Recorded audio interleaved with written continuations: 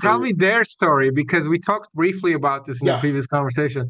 They started out of a hardware store business, if I remember yes, correctly. yep. So 31 Yeah. years ago, Suhas's dad owned a hardware business, and at this point, I think Suhas was just a small child, or maybe wasn't even born then. Yeah. But his dad owned a hardware store in India, Yeah. and they had frequent challenges with power outages Yeah. and with getting hot water. And Yeah. so from that, he started making solar hot water heaters. And so that was the first product that we manufactured 31 years ago. Hmm. And we still manufacture them today, mainly for the Yeah. Indian market because it's, very popular there. Yeah. And then in 2006 is when they put in the first PV module line. At the time, it was the first PV module line in India, the Yeah. whole Yeah. country of India.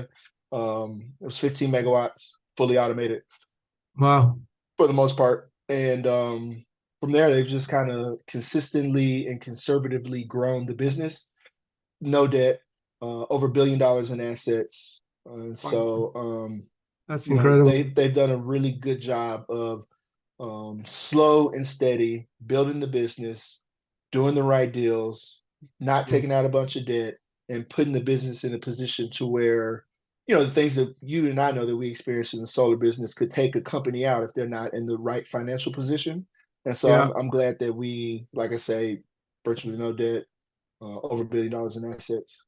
That's a really unique position in the solar industry for a It module is. It is. manufacturer. It It's is. And incredible. for it to be It's from a privately owned company as well. Yeah, well, you got to be privately owned to do that because that's like Yes. the old mindset of entrepreneurs from 50, 100 years ago. Yes. Yes. Yes. You know.